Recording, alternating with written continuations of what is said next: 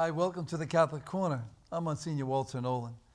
According to the 2008 Carroll poll, Sacraments Today, Belief and Practice among U.S. Catholics, Catholics represent about 23%, 68 million of the 308 million people in the United States. They tell us that only 23% of these Catholics attend Mass on a weekly basis. So the question is, how do we encourage our fellow Catholics to get involved and become a part of their parish community again?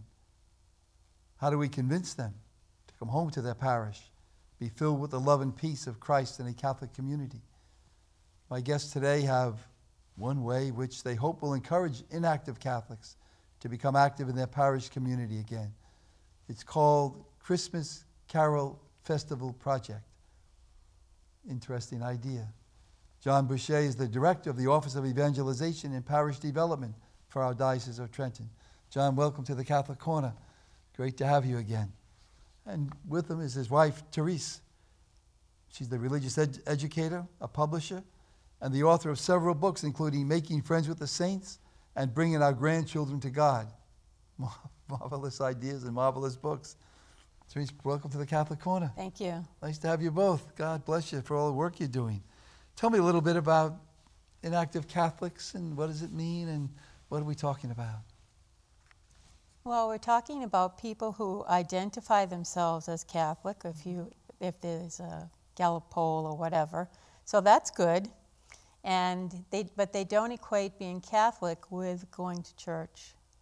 So that's the part we want to address. What are their spiritual needs? What would help them know that there's a whole community of people ready to assist them in their faith?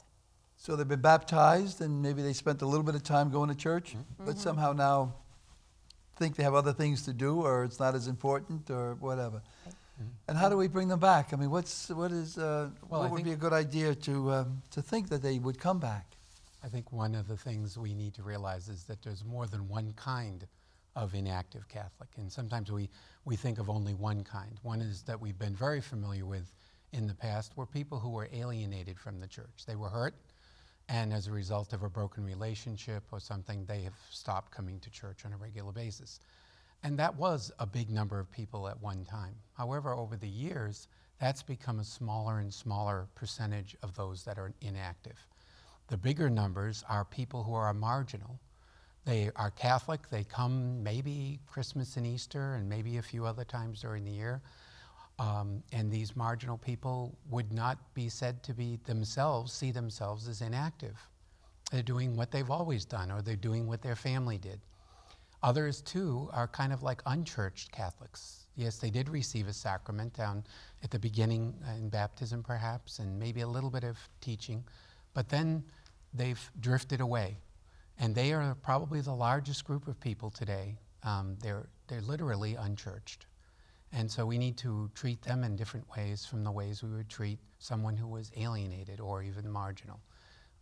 What we've really learned is that the most open people to come back to the church today are marginal Catholics and unchurched Catholics. If we can reach them, we will reach a great number of people.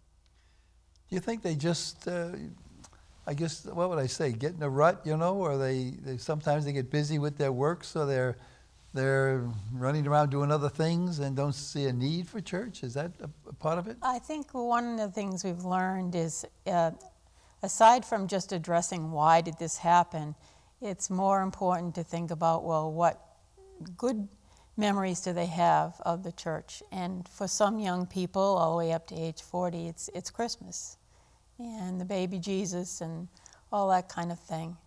So there's something to work with there. And we all know that huge numbers come for Christmas. So is there something that we can do before Christmas to prepare them for that being a homecoming rather than, oh yes, this Mass is a good thing to do on Christmas Day? Is this the Christmas Carol Festival that you're talking about? Yes, yes. Okay, and how did that get started? What's that all about? It sounds to me like it's a big party or a procession or something. Well, actually, you're a part of how this got started. Back about 3 or 4 years ago, we came and talked with you about some workshops that my wife and I were offering about Advent fire and the symbols of Christmas. following our experience with that, we found out that during the pre-Christmas season, the weeks before Christmas, of all the religious searches on the internet, 70% were looking for Christmas carols, words and lyrics. And we also had talked with many of our own young adults in our family who are not practicing their faith. And the thing they were looking for most during the year, they wished there was a time when they could get together and sing Christmas carols in a non-liturgical setting or place where they could feel comfortable. And so we began to develop this idea of the Christmas Carol Festival built around those kinds of things. It's amazing how many Christmas hymns talk about Jesus and why he came. Why would we promote the Christmas carols before Christmas? I mean, here it is, a good few weeks before Christmas, and already there are Christmas carols. In fact, I put on the television, when they have music through the cable system or whatever it is. And I guess I put on seasonal songs or something, and all of a sudden Christmas carols came on, and I was really surprised because it's a good number of weeks before Christmas, Yes. We're used to thinking of Advent, and that's a time of penance and preparation. But that's not the culture of the people we're trying to reach out to. So they would like Christmas in July, or they would... Well, no, they're basically are not part of the church on an ongoing basis. So Advent means nothing to them. They haven't been coming before Christmas. They don't recognize it as part of their practice. And what we found is that they would still be open to invitations to very informal settings where they can have an opportunity to sing and pray the Christmas carols and to understand what they mean. And so that's partly how we started the Christmas Carol Festival project, was how do you prepare a parish and a group in a church that wants to do something to bring people closer to Jesus, and knowing that they're not coming from an active stance in the church, then what they are aware of is what's in the public media. And so the Christmas carols starting in right after, not Thanksgiving, it used to be Thanksgiving, but starting right after Halloween, there starts to be Christmas carols in different places. And young parents are looking for places to bring their children, like a Christmas tree lighting or a outdoor manger, that kind of thing. And if we build upon that. Now, is this only for inactive Catholics, or is this for everybody? Can come. And it's the active Catholics that have their relatives and friends that they can invite to come with them. It works more by personal invitation than by publicity, although we encourage publicity, but that's like background music, so that people hear the same message. When they hear their friends and relatives are invited by 6 people to go to a Christmas Carol Festival from different walks of life around them, they're much more likely to come if they also hear about it in the secular media or in the, well, they don't read the diocese. Is this festival like in people's homes, or do we do it in a church setting, or usually in a hall, but there have been smaller settings like a small retreat center or a large family. Or a home, yeah, a large family's home. And they can, so they feel free inviting their friends and relatives. You mentioned the season of Advent, with its emphasis on not so much penance, but expectation, waiting. It's the waiting period. Do you introduce that into this festival, or does that somehow just become a part of the singing, or because of our Advent Well, hymns? we encourage people to use an empty manger as a centerpiece of the whole thing. And the singing becomes a way of anticipating the birth of Jesus. And then at some point in the actual event itself, the baby is placed in the manger as the Christmas story is read. Now, is this for the family? I mean, this is adults and children and just everybody can participate in this festival. At St. David the King, they expressly invited the parents of children in their religious education program. And it worked very well for them to do that. Now, how long have you been doing this? Is this something very new, last year? It's only about 3 years old. Okay. It's just in its infancy, toddlerhood, or whatever you want to call it. The first Christmas that parish has started to experiment with this was only in 2007. So it's only a few years now, but we've seen exponential growth. In the first time around, there were like 300, 400 people total throughout our Diocese of Trenton. And the past year, there was between 15 and 1,800 people involved in these. And this year, in the future, we don't know. Terrific. Tell me a little bit about some of the parishes that have done this. I mean, how did they hear about it? Did they just call you up and do you come and do it for them, or do they do it? We have a training session in July, or June or okay. July, and then you can say a little bit more about. Okay, yeah, well, we try to give people who are going to work with this and working and inviting their parish into it to come and to learn about the background of this and how it works. Part of it is preparation. We encourage parishes to prepare for 6 months so that they involve everybody in the parish in inviting their friends and relatives to come with them. In the mix of all those people are many people who are marginal, inactive, and even alienated Catholics. But we've even found out in the last 2 years that people who have no church whatsoever, people who have no religious background, but as children, for some reason, they got together and sang Christmas carols. People who are Jewish and Muslim have asked if they could come and sing Christmas carols with us.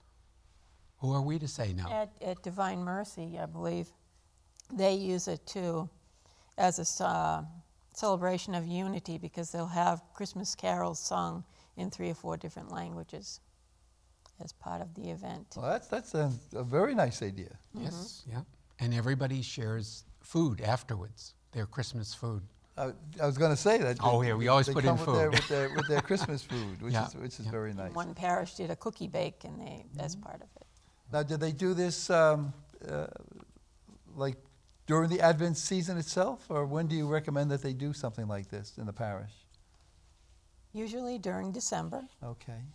and usually in a parish hall as opposed to the church building. And at a time when people might be free to come, so that winds up usually being the weekend. Did they ever do this in conjunction with a Christmas tree lighting? It could be done that way. There are a few places that are experimenting with that. We know that the Knights of Columbus have had a real effort over the years to keep Christ in Christmas, where they promote a Christmas tree lighting in the parish. They could do a Christmas Carol Festival as part of that. Piggybacking the Christmas Carol Festival with something that's already been going on is one of the ways we suggest that They would people sing work with around it. the tree and then go Yes. inside and sing some more. Right, and have goodies and drinks afterwards. Now, is the festival itself just singing and having cookies and cider? What else? Explain the whole festival. What goes on? How long does it The take? first part is preparing. Okay, and and that we we do that encourage- in the summertime, maybe. Yep, starting in the Everybody in the parish to invite someone they know that doesn't go to church. So it's specific. So you just don't do this. You're asking people to bring people in Yes. Yes. that have not been part of Yes. church in a way. Yeah. Now, is that a must? I mean, you can't come unless you bring No, someone. No. It's not like a canned goods Okay. for a food drive. No, Okay. it's not like that. But, Okay. but by doing a little bit of encouragement, even as part of the liturgy, where someone has shared in a reflection time, think about people that might be interested in coming with you to this. And now write down their names quickly, and then let's pray for them silently for a few moments. And in the next week, give them one of the prayer cards that has the schedule about what's going to happen at the Christmas Carol Festival, and invite them to come with you. Another part of it, of course, that is, it's not just bringing them to the Christmas Carol Festival. But you need to explain the festival. Oh, the festival itself starts with singing Christmas carols. We invite the people who are putting on the Christmas Carol Festival to give a short explanation about why that particular carol is important to them. Not everyone, but every so often among the carols that they sing. And what about Jesus does this song bring forth? How does it help me to grow in my own faith? We also suggest that during the length of an ordinary festival, it can be 45 minutes to about an hour and a half, is to have a few people get up and share about how they've come to a deeper faith in their lives. A little witness story, 2 to 3 minutes. And you can have 1 or 2 of those happen during the festival. There's also an important part of it is that there's ongoing invitations during the festival to have where can they go to grow further, to go further with Jesus in the future after coming to Christmas Mass, coming and celebrating with the community, but after Christmas, having something what we call Jesus in January, a short event where people can find out more about who Jesus is and what they can do to come closer to Christ. And the highlight of the event is this. We pray before the empty manger, and then we put the baby in.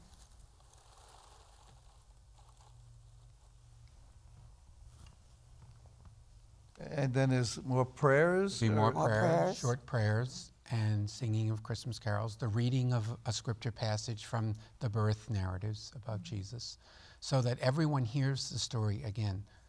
I believe we have forgotten that people who are under 40 have never sung Christmas carols outside of Christmas, outside of the church. And if they weren't going to church, where were they going to sing Christmas carols? You It was notice as stopped time, over 38 years ago. yeah, over time, there's less and less of them on the radio as part of a Christmas mix. Is that true now, huh? It is, yeah. See, I wouldn't have guessed that, because to me, during the season, there's just a lot of Christmas music and a lot of, maybe I don't listen to radio A lot of it is secular, you know. secular songs, but the religious ones are still in there. And we can help to use that to, in a sense, re-evangelize the culture by using it in ways where people can come together and Now, celebrate. during this festival, at least it seems to me like the festival's in a couple of time slots, like you do it now and then you do it after January. Is there a time, say, that you, maybe before Christmas, when you might have a discussion with the folks, either they ask questions, or would somebody ever give a presentation on the, say, the birth narratives in Scripture, and what do the shepherds mean, and what does the star mean, and does that happen, or is this just more or less to just get people kind of emotionally brought to I think when people their come, you give them a little card that says, and if you really like this, then come next week, because we're going to have just what you said. We're going to have someone share about the meaning of these Okay. passages. Okay. We're going to have an epiphany party. And whatever is going on in the parish afterwards, you invite them to that. And it's not just, announcing from the altar. It's having people in the vestibule with clipboards actually giving out more invitations, asking people would they make cookies for the next event, and would they call their neighbors, and here's what you would say to your neighbor, and that sort of thing. So it's a total parish involvement. Yes. One parish decided that they were going to invite people to their Bible studies, which would be starting up in Lent. So part of the invitation at the end of the Christmas Carol Festival was to give them cards about the Bible studies, and if they could come. Their Bible studies grew by 40 people. Another situation where they invited people to go on a parish retreat that was going to take place locally, and they tripled the number of people that were going to be coming to that retreat the next year, because they were people who had come to the Christmas Carol Festival. So that the parish would get a good number of people to share with all Very of much. this. All goes well, yeah. We're talking about carols and music. Now, what about the parish? I'll say professionals in a sense, or choirs or cantors. I mean, do they will they be part of this night, and or is it just everybody singing around and having a nice time?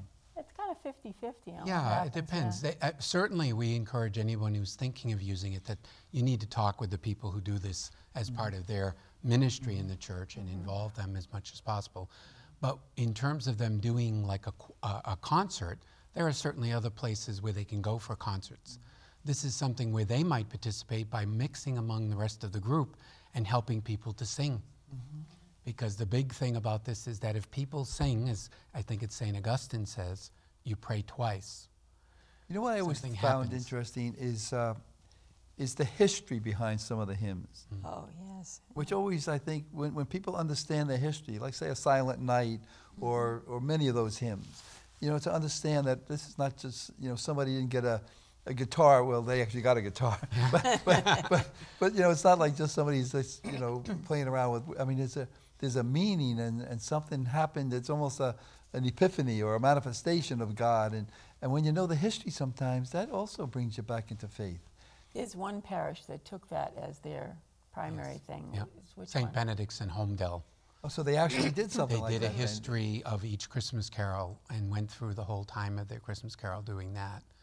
And But the thing we have, there's a wonderful resource. There's actually a man from New Jersey in Cape May whose name is Ron Clancy. And he's put out something called Best Loved Christmas Carols. It's a boxed set, which is a book, about a table-sized book, with a CD of music and a music book where people can hear the music and sing along with it in their homes. And that's been one thing we've used to help our people who are going to do the Christmas Carol Festival and to invite others, that they would have kind of a baseline to think about what they could do. And he's been wonderful to us as a resource. Some parishes have just decided to take in during the Advent season, they would sell the box set in their parish at cost so that people could learn what the Christmas carols were. We learned that many parishes, our people don't have religious carols on music tapes or CD or DVD. They don't have any of those. They only have the secular carols. So that if you give people an opportunity, they really welcome it as a possibility. Another variation has to do with the gift box there. We ask people to write a little letter to Jesus about what they would give him as a birthday gift and put the little letter inside of the box. You reminded me of something I did one time, of the box, something like that. Yeah. And I had it under the tree in the church. And then I kind of said, oh, you know, gee, there's one gift left, and whatever. However, I talked about all that. And they opened it up, and I just had in there that poem, One Solitary Life. You know, and then from that, I guess, talked about it.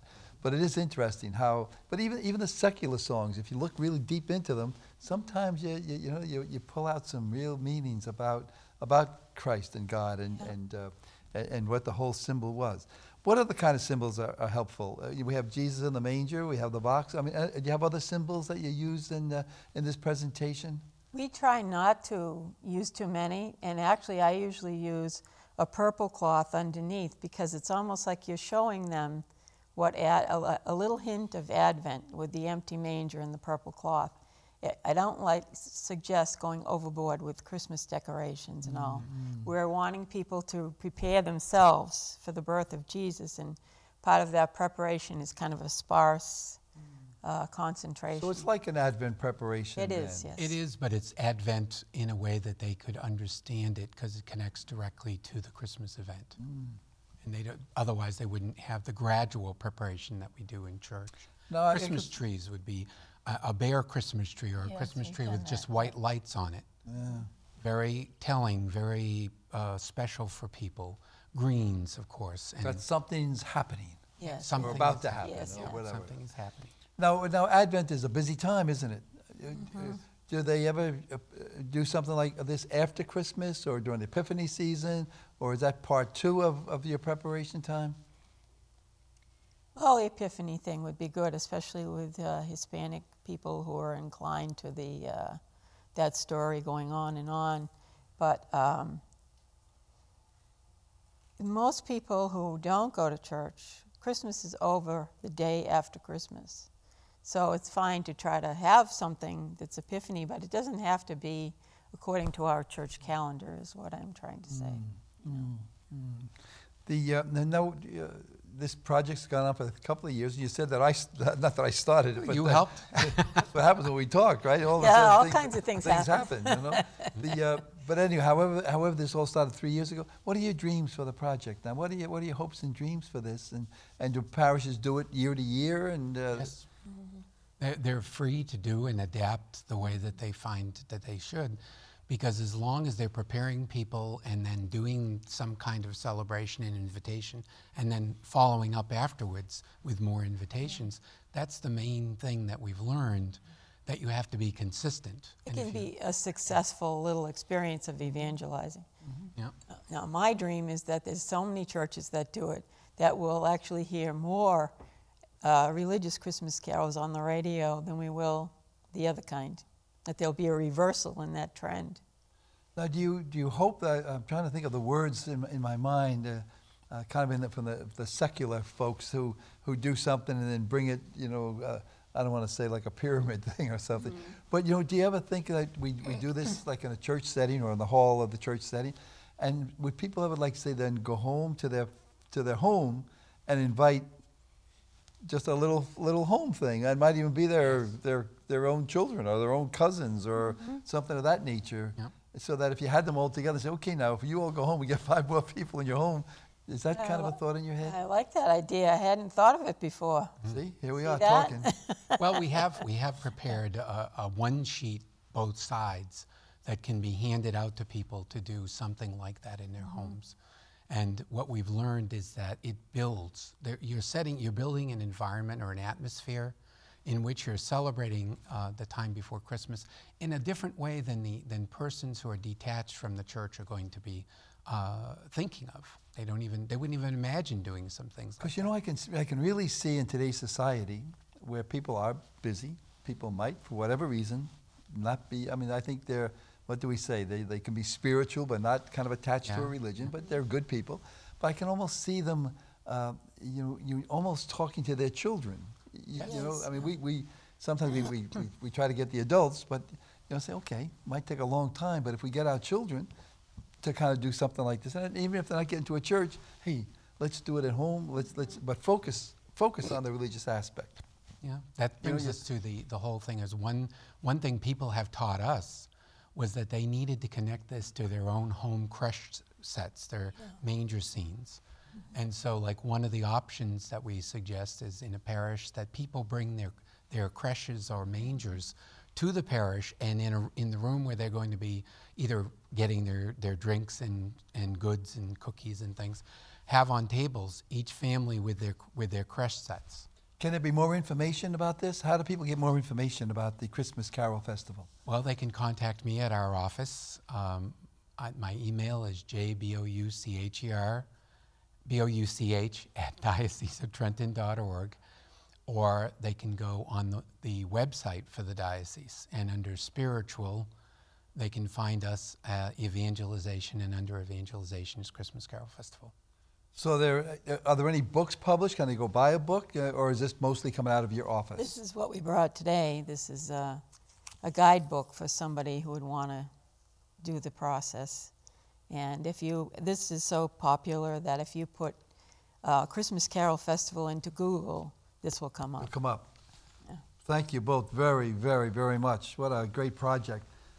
Christmas Carol Festival. Start one, join one, tell your pastor. Bless you now. For more information, please see our website or call 609-406-7400, extension 5585. Bless you. Thank you.